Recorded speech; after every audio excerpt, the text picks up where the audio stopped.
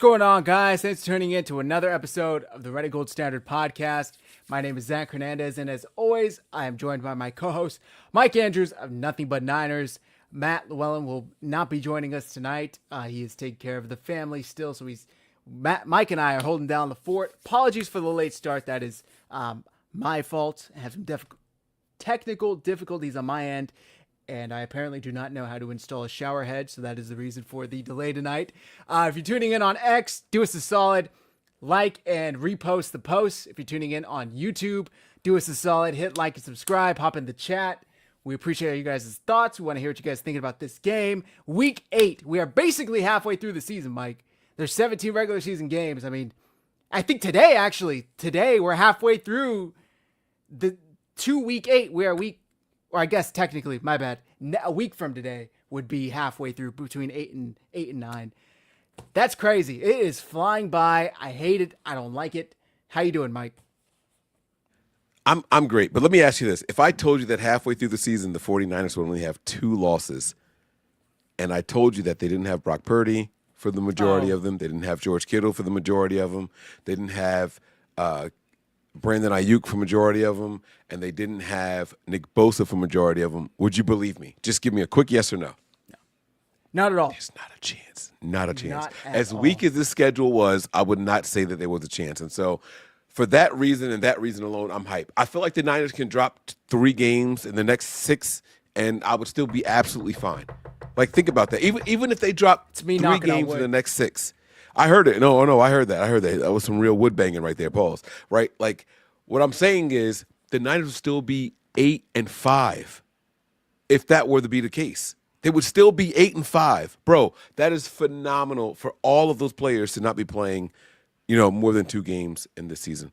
That is absolutely incredible. And so the faithful a little upset, the faithful a little mad. I see the 49er faithful fan base being divided right now. There's like quarterback debates and all that kind of stuff. Guys, we got to hang that all up. We're going to get to it in this episode. Right. But I'm doing well. I went out. I bowled a really, really good game tonight, man. I got hugs from opponents. They were like, yeah, I need you to bring that energy on Friday. Like, this was a really, really good night for me, and I'm looking to take that momentum and bring it into this game and carry it forward into Sunday. So let's rock and roll, man.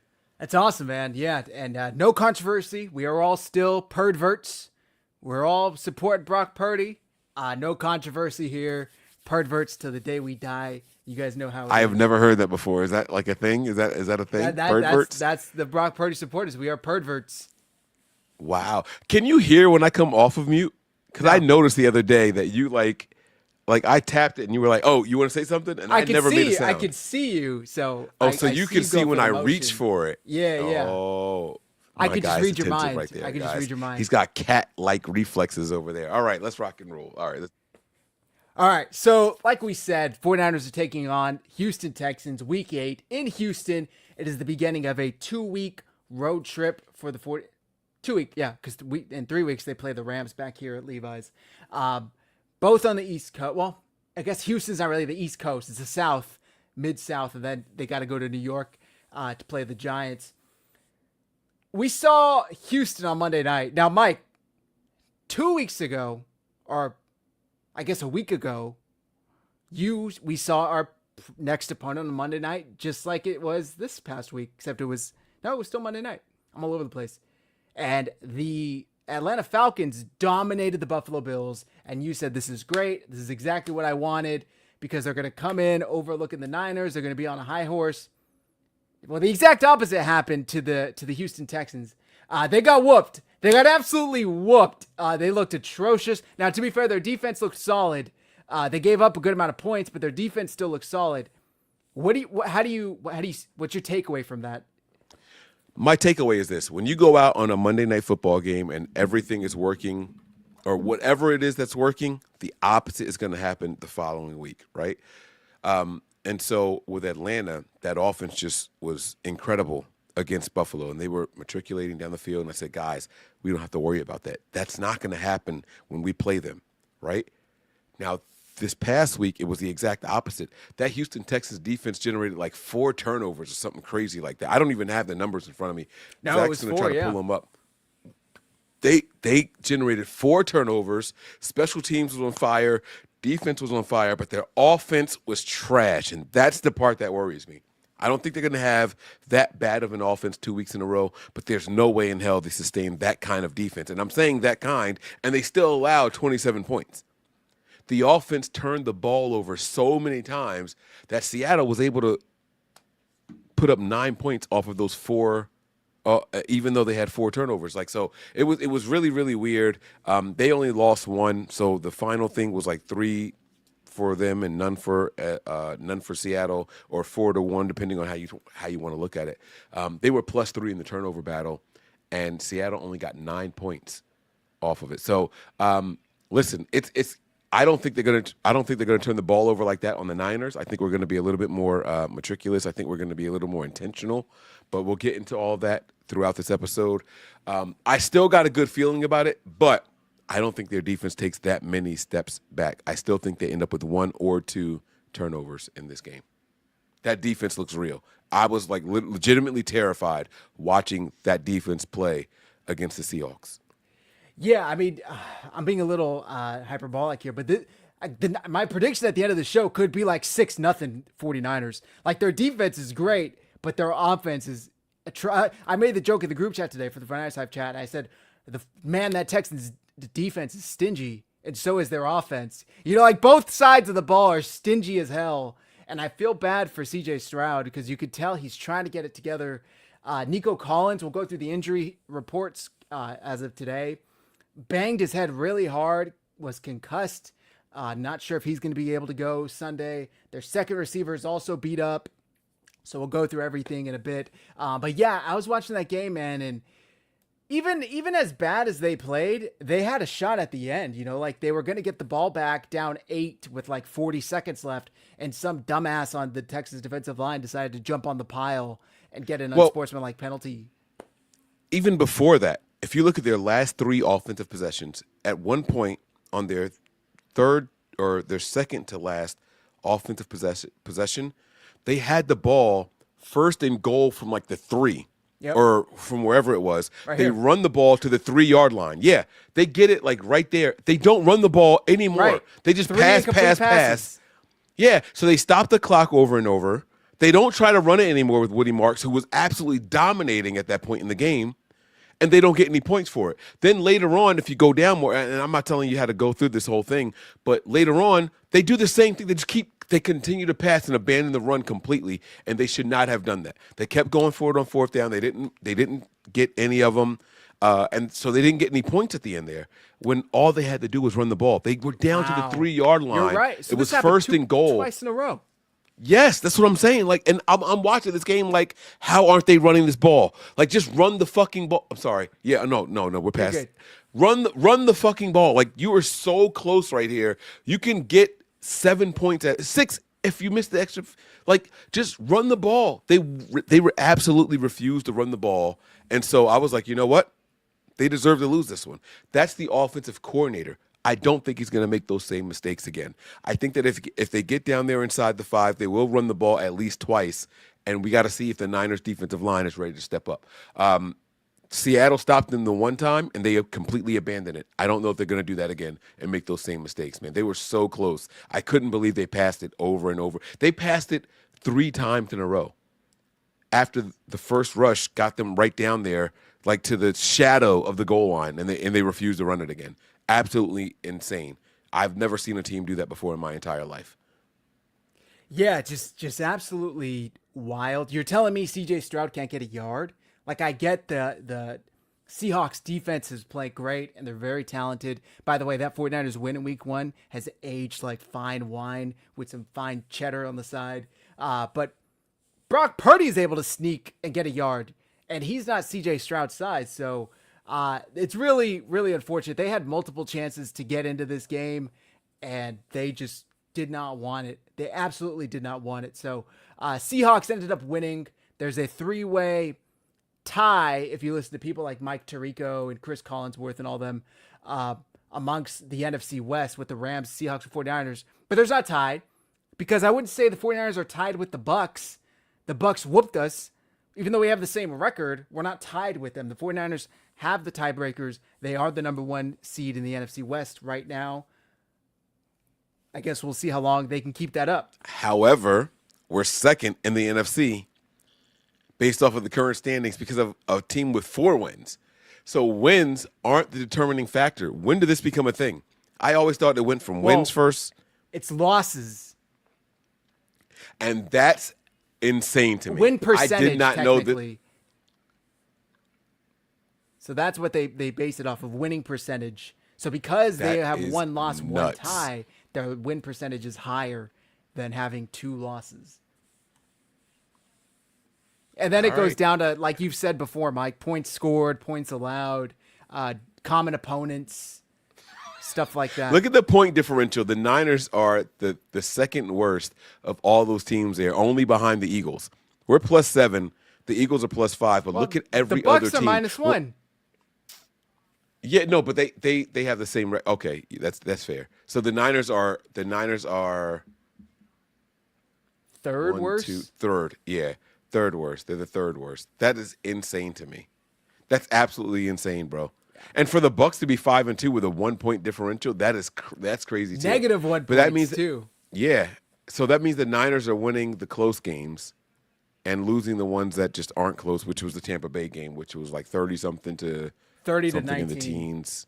Yeah, something in the teens, right? So, I mean, we're right there. We're banging, man. We're scrapping. This is a scrappy ass team. We're gonna fight to the very last minute. That's what the Niners are gonna do. So this is gonna be a good one, man. This is gonna be a smash mouth, bang them up. Who wants it more type of game here? I can't wait to break this thing down.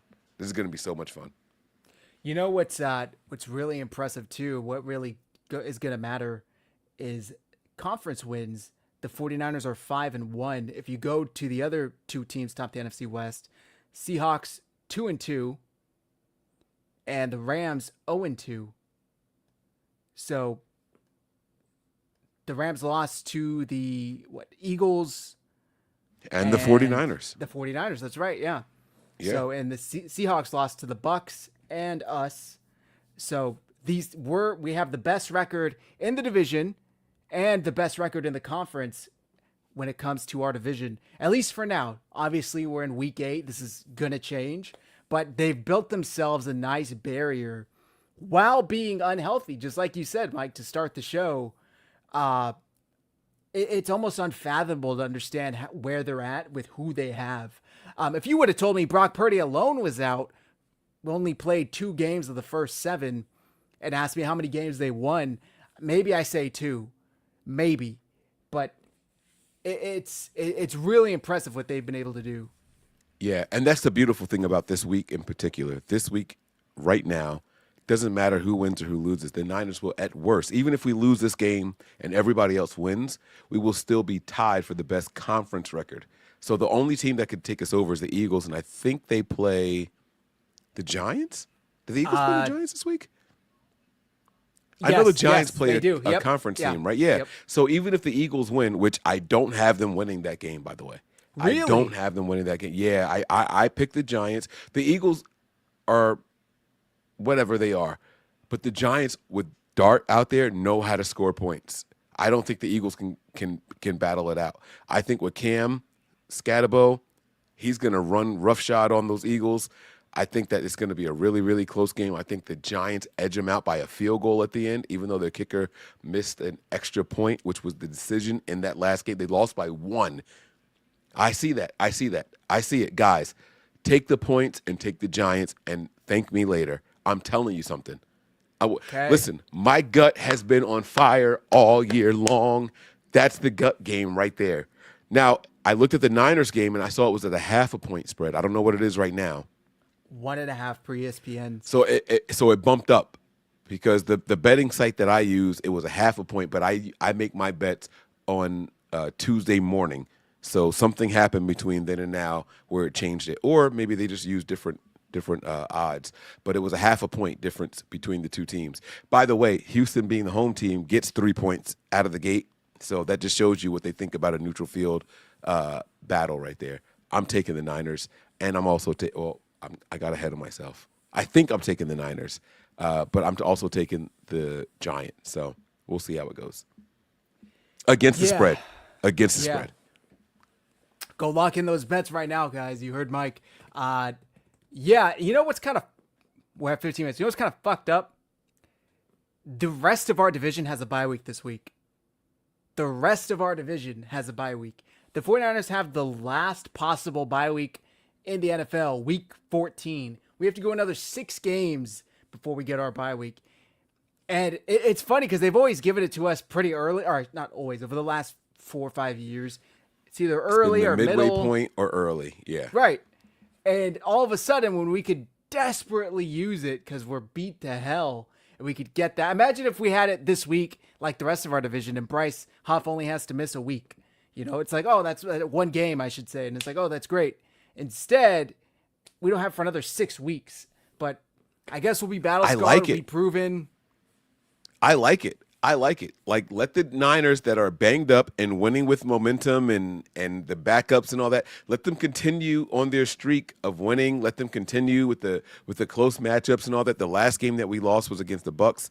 Let them keep going. Let them keep going. I don't want to stop this momentum with the replacements out there, and then give us the bye week later when all the starters are back. Brandon Ayuk will be back by then. You know what I'm saying? George Kittle will be well implemented into the offense. He had nothing offensively last week for us. Let them go ahead and get that much later. Let the people who haven't played, the replacement level guys or the backup guys, let them go out there and get the experience, and then we can bring them in. Hey, sit down, relax. You've been doing X, Y, and Z great. You've been doing A, B, and C poorly. Let's improve on those things in this bye week, and let's go out there and take the rest of the league by storm. We got 4 weeks after that. We're going to go out there and dominate. That's what I want to see. All right. Since I have this up, this is kind of wild to think. Mac Jones in 5 games this year has more passing yards than CJ Stroud. Now, CJ Stroud, they have had a bye week, so they've played 6 games. But damn. Look at the season everything. leaders. No matter how you look at it, no matter how you try to split it up, right? The Niners are ahead. I don't care how you try to break it down. I don't care what numbers you try to dissect it by. We've done all of this with guys who are injured. I mean, Fred Warner had 51 tackles 2 weeks ago. Yeah.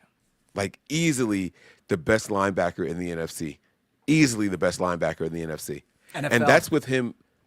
Yeah, that's with him giving up tackles to try to go for the peanut punch and all that stuff. And no, right? Like that's what he does, man. Mac Jones, who has missed 2 games, Brock Purdy started 2 of those games, right? Like, those numbers aren't indicative of the whole big picture for Mac Jones.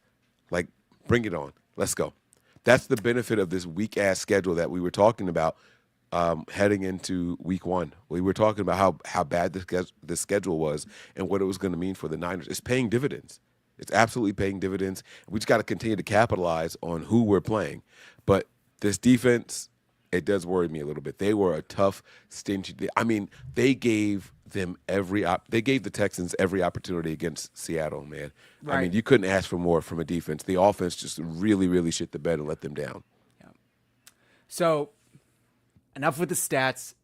Let's look at some tiers. Let's look at some rankings.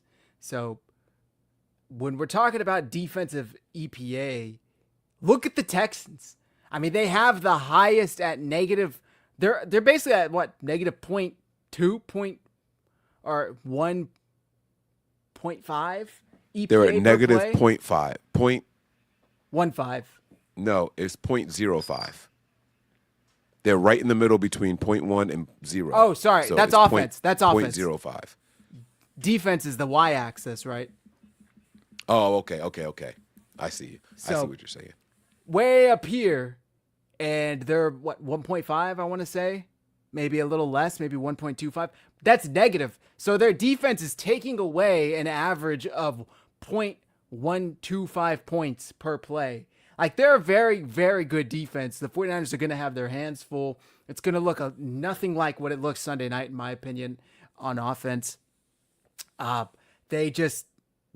a very talented. I mean, we should be surprised. D'Amico Ryans coaches that unit. They have Derek Stingley. They have Will Anderson. They have Daniil Hunter, and a ton of other players. Jalen Petrie. Like, there's a ton of talent on that defense, and they've been able to remain relatively healthy on defense. Our guy Aziz, who damn near started a fight again last week.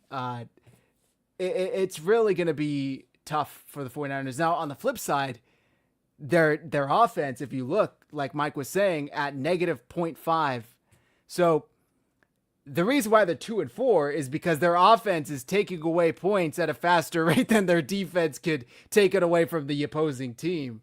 Or .05, I should say, excuse me. Negative -0.05 is their offense. So it's going to be a stingy game. I mean, this could be like a 9-3 type game. It really could be going in with all this considered. What do you expect the 49ers offense to look like, Mike? I mean, we just talked about how good this defense is. Does Kyle have a plan for his former protege, understudy, defensive counterpart?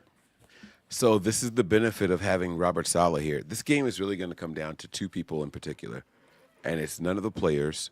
It's not Kyle Shanahan. This is a Robert Saleh versus DeMeco Ryans game, and whichever one of those two guys has the better game, that team is going to win. DeMeco is going to have this team ready to play against this 49ers offense. He knows it. He knows it inside and out, right? It's going to come down to what DeMeco can do versus Kyle and what Saleh can do against their offensive coordinator. That's it. That's what it's going to come down to. I don't expect the Niners to get a ton of turnovers. I expect the Niners to have one, maybe two turnovers in this game, but can we overcome them? The Niners have shown that they can win games where they lost the playoff battle this season, but you can't lose it by 3 or 4. And I want you guys to reflect on that Jaguars game and reflect on that Jaguars and Buccaneers game, right? We lose those turnover battles significantly. If we can keep it close, if it's just +1 for them, we're going to be okay. I think the Niners have what it takes to do it. I don't think that the Texans' offense is going to be as bad as they were last week, but I also don't think that their defense is going to be as good as they were last week. They're not getting 4 turnovers against the Niners. It's not going to happen with Mac Jones out there. Yeah. I want to say this is the game the 49ers' first defensive interception is going to come, but I don't know. This might be a game where C.J. Stroud only throws it 20 times. You know, who knows? What was he? Let me see what he was last week. I just had his stats up. He was Seattle 23 for 49. He threw the ball 50 times. So maybe I'm wrong, because the least he's thrown the ball this year was week 2, 24 times. He's averaging about 215 yards per game. So nothing crazy. But let's get into the, you know what, that leads to my next point. Let's get into these injury reports. Yeah, no, this is going to be significant because while Zach is typing that up there, you guys can see it there. This is going to be the Niners injury report is long. It's been long, right? But they have recently lost some guys, 2 starting wide receivers. Well, Zach's going to pull it up. This is possibly going to play in favor of the 49ers. Maybe. So this is as of today. Let me zoom in a little bit. You guys can see. As of today, wide receiver Nico Collins did not practice with a concussion. In my opinion, it's going to be hard for him to get cleared and go through the concussion protocol and play by Sunday morning if he is still do not practice as of Wednesday. Christian Kirk did not practice with a hamstring injury. Jalen Smith was limited with a hamstring injury. I wish they had positions here. I don't know these players off the top of my head. Elijah Huzzy, full participant with a knee injury. Brandon Bates, limited with a wrist injury. Dalton Schultz, tight end, I know that one, limited with a back and shoulder injury. Derek Barnett, pass rusher, limited with an ankle injury. And pass rusher Danico Autry, limited with a knee injury. So that's a lot of offense that's out. I mean, they're already without Joe Mixon. Nick Chubb, I think, is active, but hasn't looked the same since his debilitating ankle injury from a year ago, however long it was. So obviously the top 2, in my opinion, stick out. Yeah. And Elijah is their starting corner. So, you know, he was limited, but he looks like he's going to be out there. I mean, he was full. I'm sorry. He was a full participant. Jalen Smith, let me see what he is there. Jalen Smith is a corner also. So there's two players in their secondary that are either limited or full participant, but both showing up on the injury report list there. Both of their starting wide receivers are out. I don't. Now, you have to go through 3 days and then be cleared on the 4th. So it sounds like Nico Collins will be a game-time decision, except if he has a setback in the next 2 days. So he's going to be a game-time decision. Christian Kirk still has a possibility of playing, but these are all things that benefit the Niners. There are all things that benefit the 49ers. So I'm looking forward to it. I think we can go out there. Derek Barnett is a guy that I want the Niners to sign as a pass rusher. Same. He's a guy I want the Niners to draft. Yeah. Yeah, but they didn't. So it is what it is. This is a favorable injury report for the 49ers. So until you show our injury report. Right. I was going to say on the flip side. This is the 49ers injury report. Jake Brendel did not participate with the hamstring injury. They opened Spencer Burford's practice window, and he was limited coming off that knee injury. So they have 21 days to activate him to the official roster. Kalia Davis, full with the hand injury. Luke Gifford, limited with a hamstring injury. Bernardo Green, limited with a toe injury, not turf toe. Yetur Gross-Matos did not participate with a knee and hamstring. I almost don't expect Gross-Matos to return for some reason. It just seems like that's kind of like a Drake Jackson situation. And if he plays anything, I'll take that as a win. Bryce Huff did not participate. He's going to be out 2 weeks with a hamstring injury. Juwan Jennings, full participant. I think that's the first time I've seen Juwan as a full participant since he's had his 5 broken ribs and 3 broken ankles. Mac Jones, full participant as well with a knee and oblique injury. Diamador Lenore, which was kind of a surprise pop-up, did not participate with a quadricep injury. Christian and Trent both got veteran days. Ricky Pearsall still not participating with a knee injury. Brock Purdy limited with the turf toe. Upton Stout limited with the ankle injury. Mike, does that Lenore name being on this list concern you? No, I think that if Lenore said my hangnail hurts, they would have kept him out just to make sure. He's going to lock down whoever's out there. So I like that. I don't like that he's a non-participant. I would have preferred to see it say limited, but if that quad is really, really bad and he doesn't play, then we're in a lot of trouble because that secondary has been hit or miss. And they've been targeting anybody not named Diamador Lenore. Right. So I'm hoping that they can get him back out there. He is going to he might be the decision maker with whether or not I pick the Niners to win or lose, actually. Yeah, I didn't even know he got hurt. So, I mean, with the way the 49ers have been this year, he got hurt getting in his car or something. Do you remember a couple years ago, Jeff Wilson Jr. tore his Achilles standing up from working out? In the locker room. In the locker room. Yeah, it was. Yeah, yep. That type of shit only happens to us, man. I tweeted on Monday when we found out Bryce Huff was hurt. Only the 49ers have players that will go through an entire game, play well, finish the game, and then wake up Monday morning and suddenly have an injury that's going to put them out multiple weeks. It's almost unfathomable to really grasp just the sheer size and numbers of the injuries the 49ers are dealing with.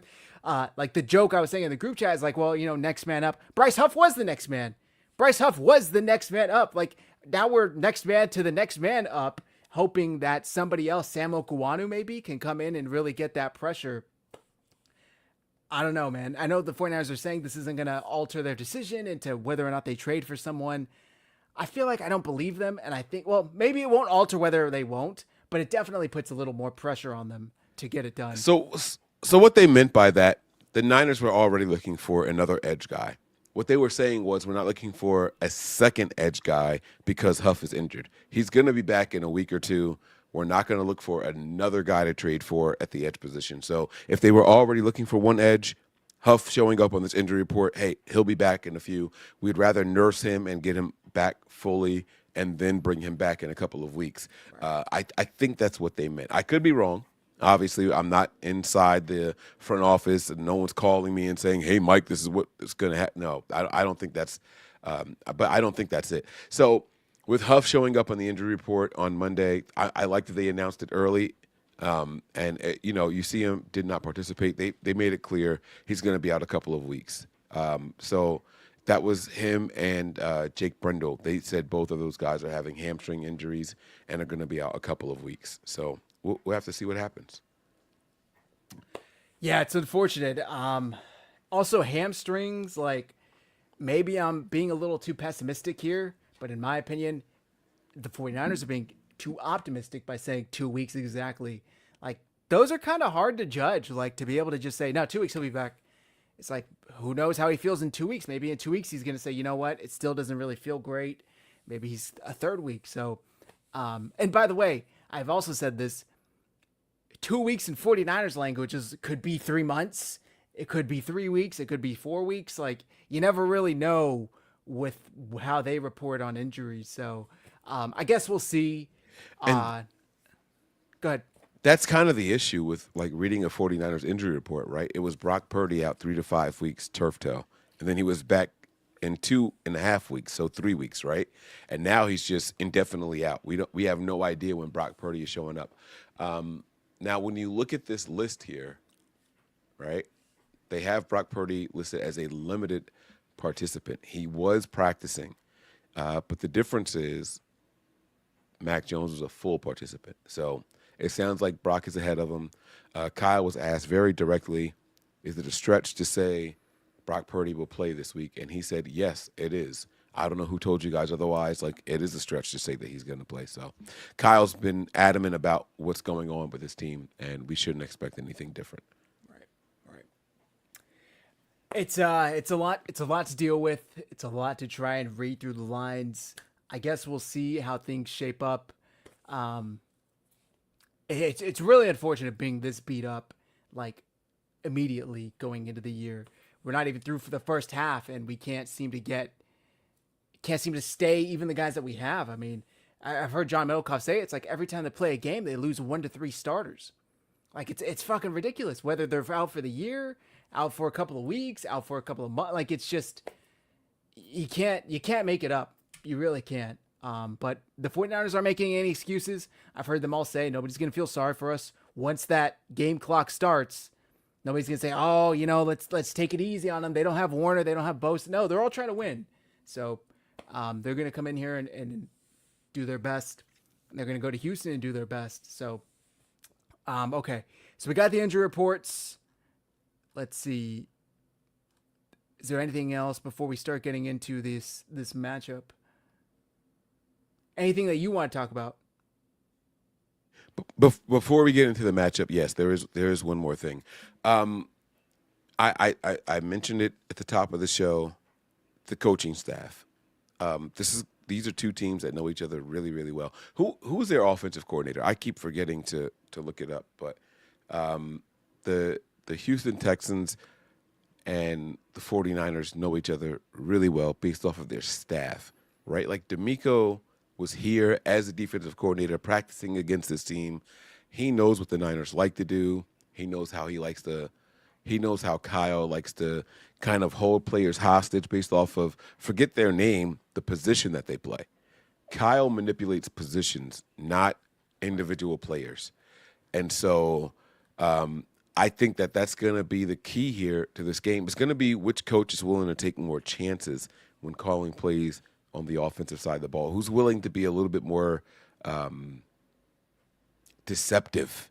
Yeah, that's the word I want. Who's willing to be more deceptive going into this game? That's how this game is going to be decided. And so I'm really excited because personally, I feel like Kyle Shanahan has been in his bag this year. I think that he has taken everybody, every injury and all that stuff and said, guys, we can catch him off guard if we do this. And he's done it. And he's taken advantage of it and all. He's got to continue to do that.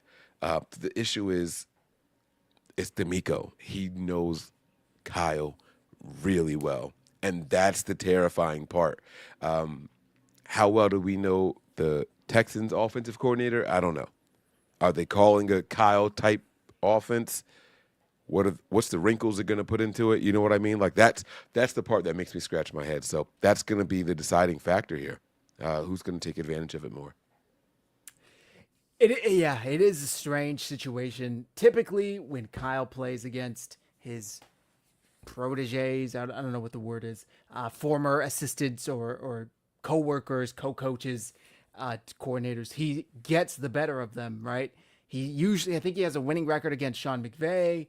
He has a winning record against LaFleur. I think he has a winning record against McDaniel, but they might be 1-1. I'm not sure how many times they played each other. He had a winning record against Saleh. This is the first time he's playing DeMeco. It is interesting to see how it's going to play out. Who has the hand over Hugh? In my opinion, I think the 49ers have the edge coaching-wise because as great as DeMeco is, he doesn't really have anything to do with that offense. So he's completely dependent on his offensive coordinator doing a good job, and he's not. I mean, he simply is not doing a good job. They want him out already. They're hoping Mike McDaniel gets fired tonight so they could fly him in tomorrow morning. And the 49ers, on the other hand, Kyle Shanahan is an offensive mastermind, but he also, due to the last couple of years, I think knows a little more about defense than he wanted to. But now he can kind of sit back and allow Robert Saleh, who's coaching, at a very, very high level. I mean, has all these young kids out there, guys that a lot of, the average NFL fan probably doesn't even know the name of, wouldn't recognize it, playing at a high level and winning games. So I think the edge goes to the 49ers in that respect, but I do get what you're saying, Mike, is they're very familiar with what he wants to do, and that they being the Texans and DeMeco Ryan. So how much of that translates to Sunday morning when they play, and are they going to be in the right spots? I mean, think back to that Christmas night game against the Ravens where Marlon Humphrey, Kyle Hamilton, they were saying, we knew what Brock Purdy and Kyle Shanahan wanted to do, so we were just able to get in the routes. We were able to jump the routes before they happened and just get in front of it and get the interceptions, or get a hand up on the ball, allow it to somebody else to intercept because it tipped 50 yards into the air for some reason. But do they have that advantage? I don't know. I don't think so, but I could definitely see it. This defensive line is going to be a handful for the 49ers. You got Will Anderson, You got Danielle Hunter, Nico Autry, Derek Barnett, and those are like rotational guys. They're not even their main guys. The last two. They get busy. Like, that's the thing. They get busy. I saw that last comment there from Mark Cisneros. He said, isn't Kyle 2-1 against his coaching tree? No, I don't know where you got that stat from, because McVay would have to be included in that. We won this year. We won that this year. I think he means his coordinators, his direct coordinators. So out of these two, out of Saleh and McDaniel. Okay. And I think that's correct, because we beat McDaniel the first time his rookie year, and when we they beat the came Jets to San week Francisco. one also. Exactly, yeah. And then we lost to Miami last year. So, okay. If that's what he said. Yeah, I mean, yeah. But, the truth of the matter is it doesn't matter. It's a new year, new team. Kyle is without all of his weapons. When we played against the Jets in week one a couple of years ago, that was the healthiest the Niners have been in a long time. And we went out there and beat the Jets. I mean, minus McCaffrey. Right. Yeah. And so, we have to throw all that stuff out and just have to look at what we have here and what's facing us right now.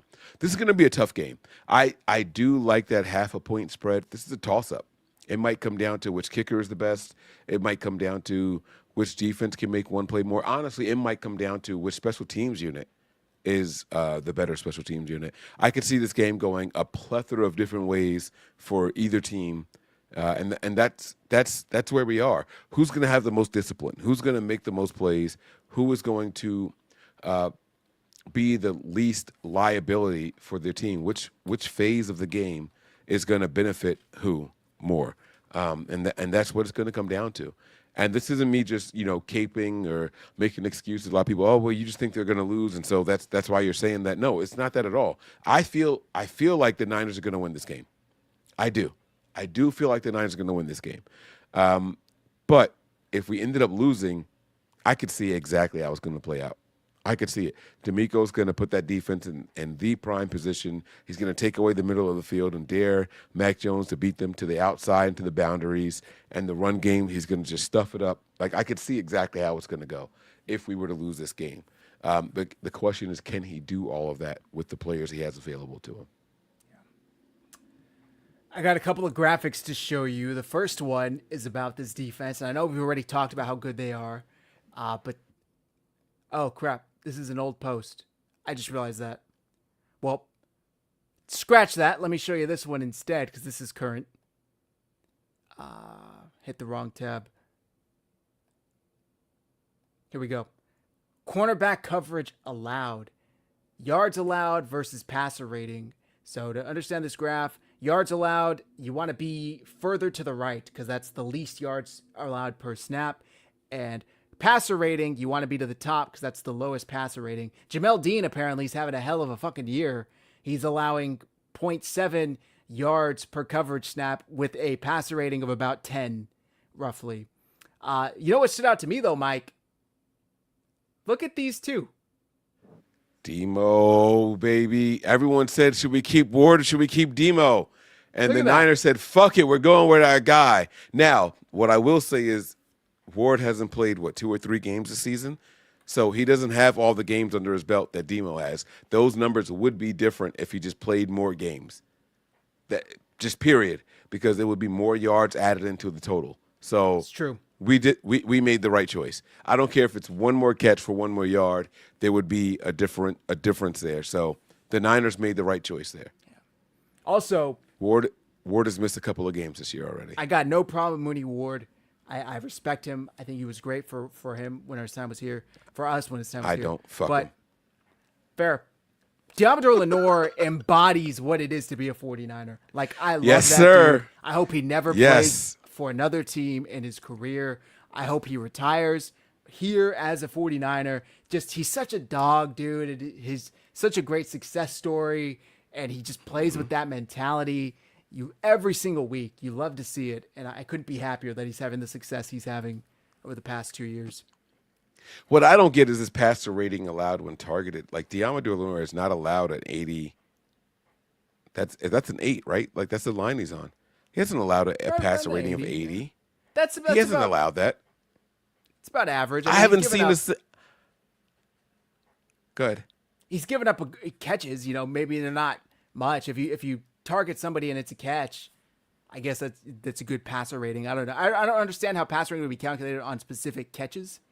I thought it's like your work overall as a quarterback. So I don't really understand how that's calculated, to be honest with you. But right. I think, so look at the group he's in. To the top left corner, yeah. Yes, top right. Top right. I said left. Yeah, I meant right. I'm sorry. Yeah. That's where you want. By the way, Derek Stingley's. Yeah. He's giving up some yards. Come on. So come on. And so is Kamari. Yeah, there he is. Yeah. Let's go, Kyle. Yeah. Get after these guys, man. Get after these guys, bro. Yeah. Teams have been targeting anybody not named Diamador Lenore for the 49ers. So Renardo Green is going to be on this list somewhere. And Zach highlighted him already. They're going to show everybody not named Diamador Lenore, and they're going to all be further than him. Now, obviously there's some sort of qualifying 150 coverage because so the other guys aren't even showing up, but I promise you they're higher than Renardo. Yeah. They're higher than Renardo. You know what I'm saying? So that's the question right there is, can CJ Stroud have enough time in the pocket to make those plays? Now, when you look at this last game against Seattle in particular, they were all over Stroud. I don't know that the Niners are going to generate that kind of pressure. I don't know if they're going to generate that kind of pass rush. So he's going to have more time to stay back there, make reads, and make comfortable throws. He's not going to have the same terrible-ass game. This is what I said. Their offense isn't going to play that poorly, so it's going to come up. But I also don't think their defense is going to play that well, and it's going to come down. Can we be better than them in the middle, right? They gave up 27 points. They only scored 19. Expect them to give up 21-ish and expect them to try to score 23-ish. That's their goal for this game. And that's why it's a 0.5 game or 1.5 point game. Like that's why those numbers come out the way that they are. Can the Niners exceed that? Can we get 3 touchdowns and a field goal? Because if so, that's the sweet spot right there, 24 points. That's what we need to be able to do in this game.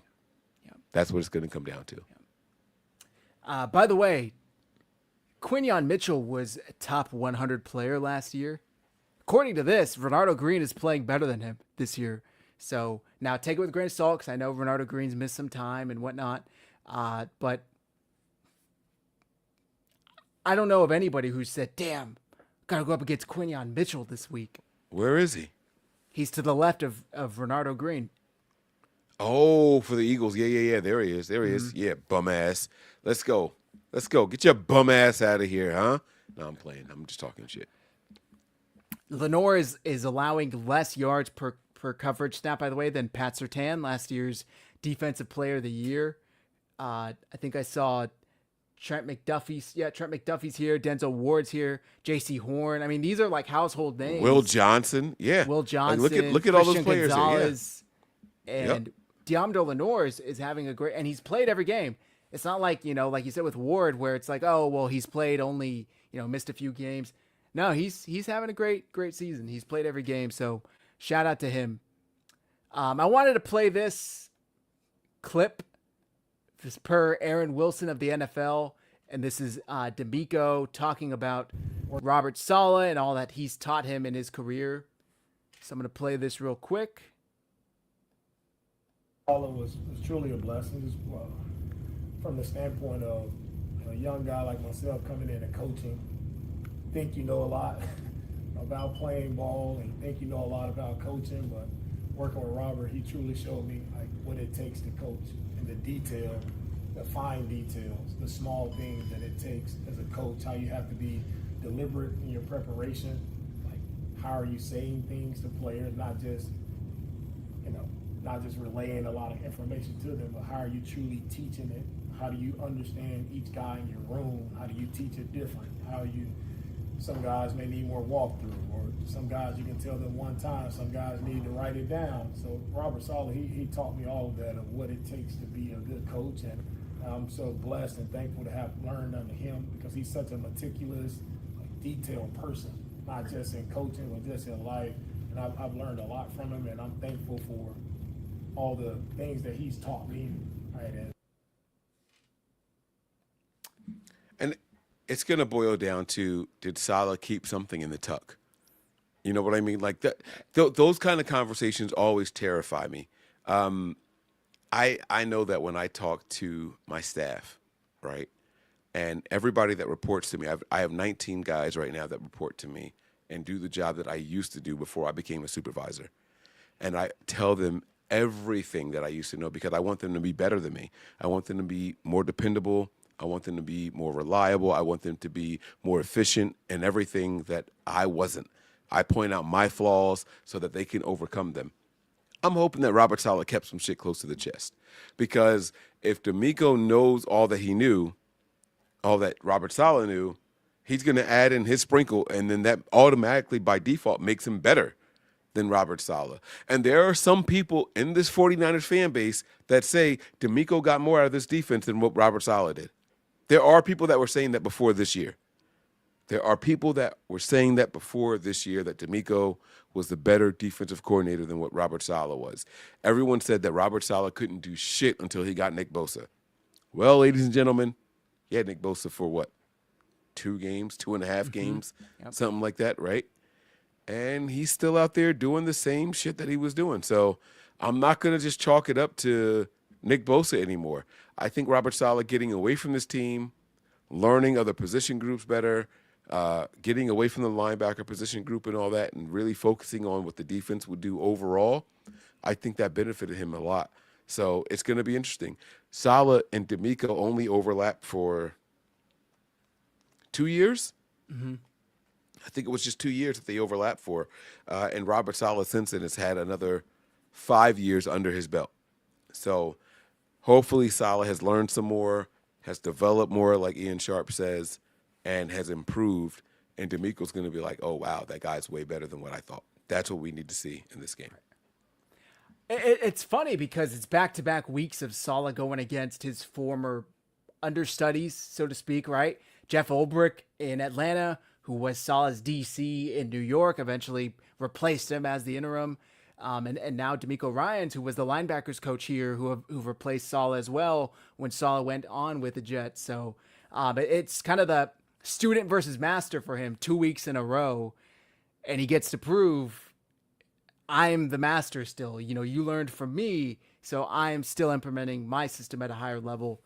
The only equalizer here are the injuries, of course. It's the level of talent. Because if you gave Robert Saleh the defense that D'Amico has, they'd be flying around just as good, if not even better. So shout out to D'Amico. I hope they turn their season around just after this week. Let us get this week, and then we'll go from there. Because the 49ers desperately need this streak to continue. All right, Mike, should we get in our predictions now? I'm ready, baby. Let's do it. right. Let's do it. Rounding in on the hour timeline, or timestamp, I should say. So, predictions for Week 8 versus the San Francisco 49ers versus the Houston Texans. Let's start with offensive, Mike. Who do you got for offensive MVP? Chat, let us know your predictions as well. All right. Before I do this, I want to ask your opinion. Last week I said George Kittle, but not because of stats. I said because of effectiveness and key to success in the run game. I want to ask you, was I right or wrong in that? Christian McCaffrey's first 100-plus yard rushing game, 200 total scrimmage yards, plus 200-plus scrimmage yards, and 2 touchdowns. Do I get credit for that because of the outcome? Yes, 100%, yes. Oh, man. It's going to be hard to stray away from it again. Okay. All right. Kittle never has a good game on National Tight Ends Day. He's got 1 touchdown out of 4 National Tight Ends Day, so I'm not looking for George Kittle to come out here and get stats. I am going to go with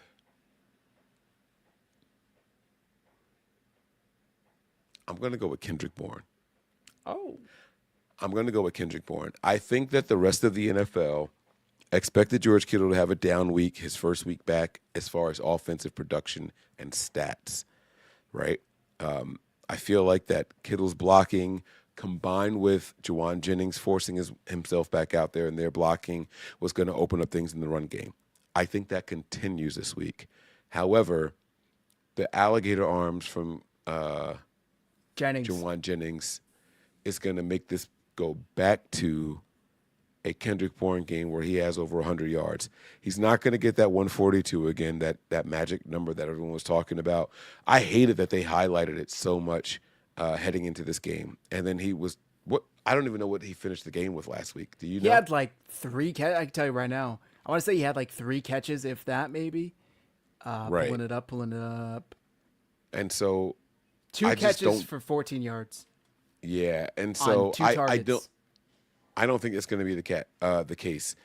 He was 100% for the receptions, like you said, 2 for 2. I think they changed it up a little bit. I think that they depend more on Kendrick Bourne in the passing game. There's not going to be an Ayuk. There's not going to be a Pearsall. And so they're going to want Kendrick Bourne to be out there and be that guy. I still think that they try to save George Kittle and his injury a little bit, 1 more week. Especially in a game that's against the AFC. I want to stress that to you guys. This is an AFC game, and the Niners feel like we can drop this one if we have to. I know no fan wants to hear it, but we're not going to put Kittle's body and long-term health on the line in a game against an AFC opponent. We have an NFC opponent coming up very soon against the Giants, and the Giants score points now that Jackson Dart is out there. So I'm going to go with Kendrick Bourne. Give me 11 receptions, give me 132 yards, 1 touchdown. 11, right. 132, and 1. Kendrick Bourne. I still think the blocking and all that stuff takes place, but I'm not going to go with the same lame player of the game offensively. Okay. Damn. All right. Hard to follow that up. I have on mine, my prediction, a tight end on National Tight Ends Day, not named George Kittle. Give me Jake Tonges. I think Jake Tonges has Let's go. 5 receptions for 70 yards and 2 touchdowns. I think he gets into the end zone twice. With Kittle being out there, the defense, D'Amico, if anybody knows how lethal Kittle is, they're going to focus on stopping 85 and 23, which is going to allow 88 to be free. So maybe we see some more 2 tight end sets. I think Jake Tonges has a good game, allowing himself to kind of be in George Kittle's shadow, allowing the defense to focus on George Kittle as a receiving threat.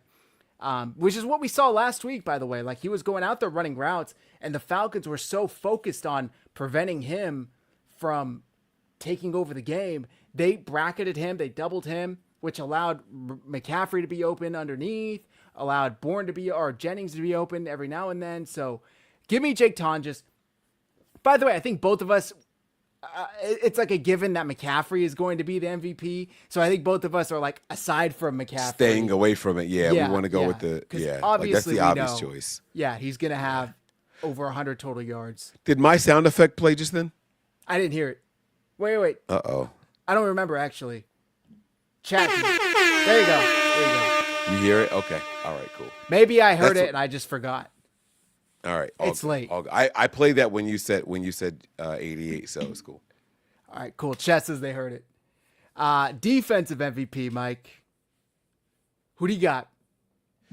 This is going to be a tough one, and I mean that for multiple reasons, right? Like, I really believe that Deommodore Lenoir is only going to give up 3 receptions tops, right? Their wide receivers are out. They're playing with 3rd, 4th, and 5th string wide receivers as well, and that's low-hanging fruit. That's like picking Christian McCaffrey on the offense. I'm not going to do that. I'm going to go with I'm going to go with Sam O. Oh. I'm going to say that Sam O finishes this game with 6 pressures, 2 sacks, and 1 forced fumble. Sam O. Yeah, that's where I'm going to go. Yeah. Okay. I like that. 6 pressures, 2 sacks, 1 forced fumble for the defensive lineman. Okay. I like that a lot. Samo, who had his best game of the year, probably of his career, by the way, Sunday night, alongside Bryce Huff against the Falcons. I think Bethune has another good game, but I don't want to put too much pressure on him to have back-to-back career games filling in for Fred Warner. So I'm going to go with his counterpart, D. Winters. D started off the season really hot, was playing well, and he's kind of gone down, unfortunately. But I think Sunday he's going to have another good game. And again, I agree with you that Lenoir, it's kind of like McCaffrey for the defense. Lenoir is kind of the de facto MVP, taking away one side of the field. Dare I say he gets his first interception for the Niners this Sunday? Should have had one last week, but OPI prevented that. Anyway, that's another story. Excuse me, bitch. I'm going to go with D. Winters, and I think he's just all over the place. Maybe Saleh uses him on some blitz. Maybe he gets a sack, forced fumble. He is basically our Azeez Al-Shaair. So we're going to have our old Azeez with our new Azeez going at it. So we'll see who comes out on top. But give me D. Winters. I'm going to say he has 8 tackles and a turnover. I don't know if it's a tip pass that gets intercepted. I don't know if it's a forced fumble. But I think he's involved in a turnover. That's my pick. I'm going to say this also. Sorry. Can you still hear me? Apparently he's a Texas boy. Yeah. Okay. I'm getting crazy feedback right now. You talked about is it possible he gets the first pick? For three weeks in a row, I have said the 49ers are going to get their first interception. I am not going to say it, so I reverse the jinx right now. That's the only reason I'm not going to say it, because I sincerely think that it's possible in this game with the way things are going. but I'm not going to say it because I want to break the jinx that I have personally put on the 49ers. So I'm not predicting an interception. Let's see how it goes. If anything, C.J. Stroud might not have an incompletion for all we know, right? If anything, Perfect game. So, yeah, perfect game. Do you remember that game Purdy had a couple years back where he was like 19 for 21 or something crazy like that against the Cardinals? Yeah. That was a wild game. I think I was at that game, actually. Yeah. And by the way, they did have an interception. Upton Stout had one, and the fucking refs called it back on some BS. So it's unfortunate. Yeah. But anyway, now it's turned into this whole thing. They gotta break it. But I'm not gonna talk about it anymore. I'm not gonna make it a thing. Final score predictions, Mike. Who do you got? Chat, let us know your predictions. Yeah, chat, put your score predictions in here and who you have as the winner. Don't just put in numbers.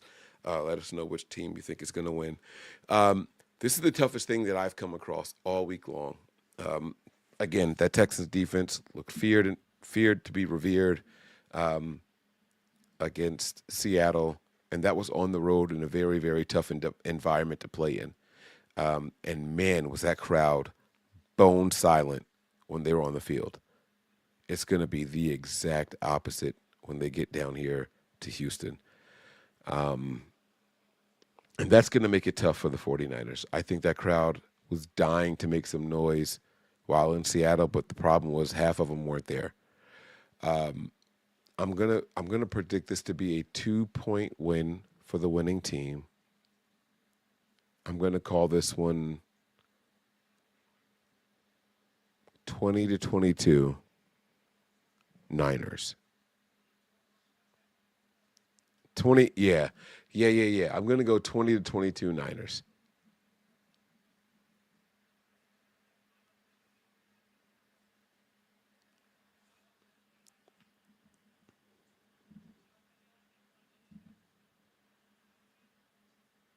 Zach, you're on mute. Thank you.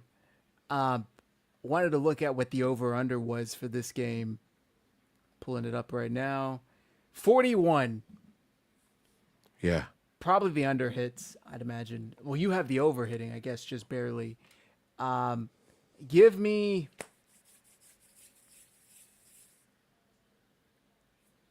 Doing the math in my head. It's tough. It's tough, man. This is going to be a good game. I have the Niners 20-15. There it is. And hear me out. Sorry. I don't think the Texans get 5 field goals. I think they get a touchdown, a blocked or missed extra point, and 2 field goals. Or three field goals, because that'll be 6 plus 9, right? So you don't think the Texans get in the end zone at all? No. They get 1 touchdown, but miss the extra point.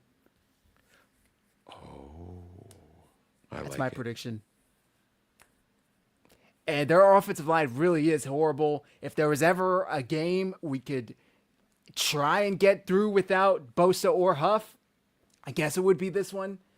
But, man, I'm going to be biting my... If C.J. Stroud has enough time to camp back there on Sunday morning, I'm going to be so pissed off. If our defensive line can't get home against this offensive line, even with all of our injuries, it's going to be a long day. So hopefully they could take advantage. Hopefully Samo and Travis Gibson show up and ball out. Robert Beal got activated to the active roster today. Hopefully the 49ers defensive line can make this Texans offensive line lives living hell Sunday. All right, Mike, was there anything else you wanted to include here? No, I don't think so. I'm very happy with how the show went. I think I've expressed enough how tough I think this was going to be. I don't think that this is going to be a blowout by any stretch of the imagination. I think it's going to be a nail-biting, nerve-wracking event. And I'm just hoping that the Niners can answer and stay true to themselves. This is going to be on the road. If we were at home, I would have the Niners winning by like 5. But because we're not the crowd noise, I do believe in NFL home field advantage. So we just got to see how it plays out. But here's what I will tell you this. Regardless of whether or not the 49ers win or lose, this was one of the games that I thought we might lose. I've always respected DeMeco Ryans. I love C.J. Stroud. Blame my Ohio State favoritism and all that. So I think that this is going to be a tough one in general. You add in all of the injuries. You add in the week that the Niners have. But here's the deciding factor. Maybe it's the short week that the Texans had. Yes, we forgot to and talk having about to that. fly back home to play the Niners. Yeah. So that day of travel and all that puts them at a -2 for this week of rest versus the 49ers. Let's take advantage of it and go out there and get it. So we thank you for bringing that up because I totally forgot to talk about that. Texans got screwed over by the schedule makers. Not only did they play Monday night, they played Monday night in Seattle and the second of a doubleheader. They didn't kick off until 9 p.m. their time. So they got whooped, got beat up, and then had to fly back. I mean, I don't think they got back home, but the time change until about 7 a.m. local time.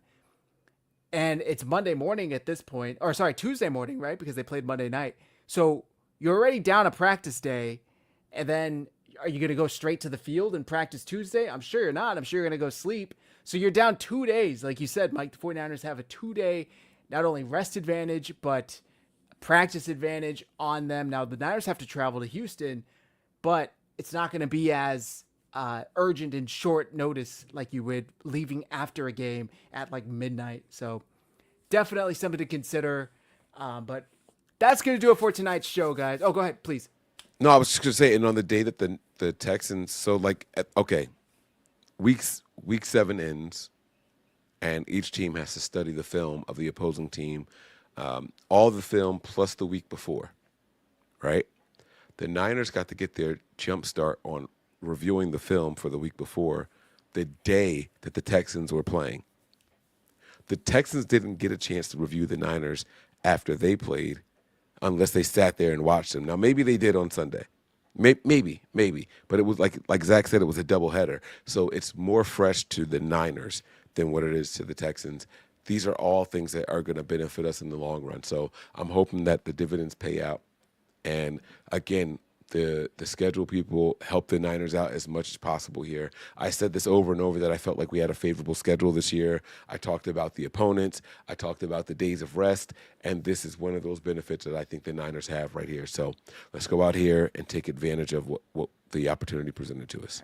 Right. Finally, because if you guys remember the last couple of years, they've been last or next to last in net rest when it came to this schedule. I think last year they were last with like -31 rest days or some wild shit like that. This year they were close to the top. So finally the schedule makers blessed us. We appreciate it.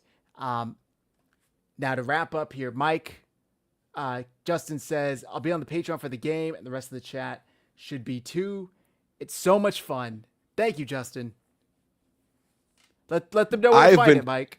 I've been telling people we have a freaking blast over there on Patreon, man.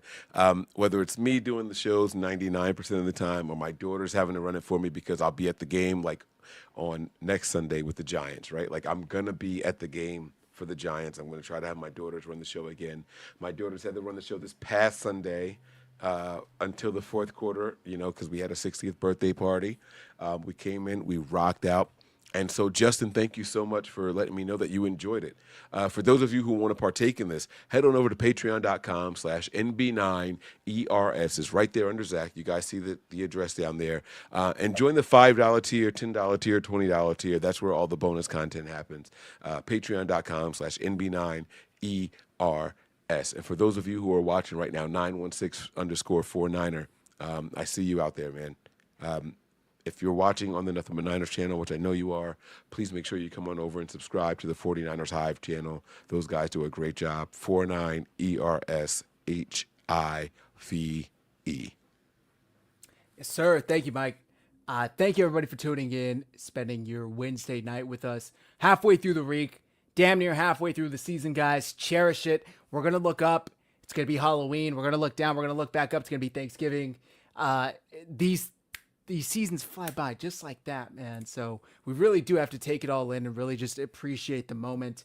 So much has been going on, so much chaos, so many injuries that it's hard to really enjoy it, right? And Basketball just started. My Dubs got a win last night to start the season. This is the best time of the year. This is the best time of the year. Basketball's on. Football's on. The holidays are coming. It's not 100 degrees outside anymore, so you can actually wear layers and dress appropriately. So I'm excited. I'm happy. This is the best time of the year for me. So with that all being said, thank you guys for tuning in tonight. Make sure you hit like. Make sure you hit subscribe. Our personal handles are below on the screen. Do us a solid and follow us on X. Mike, if you could do us the honors. Yeah, guys, this is going to be a rough week here. Stay patient, stay faithful. Make sure you guys are locked in, and do not be discouraged regardless of the outcome of this game, regardless of how ugly of a loss it is or how ugly of a win it is. It's going to be ugly. I can promise you that. It's going to be a defensive battle, so make sure you guys have that all in mind when you go into this. Do not expect the Niners to win this game 34-12 or anything like that, and if it does happen, wow, we are much better than what we thought, okay? The last thing that I want to remind everybody of is that the trade deadline is approaching. We may have to do an emergency podcast, so make sure that you guys are not only subscribed to both channels, but you have those notifications turned on. All right? That's going to do it. On behalf of Matt in his absence, on behalf of Zach, and on behalf of myself, we hope you guys enjoyed the show, and we will be back to you guys very soon. And as always, go Niners.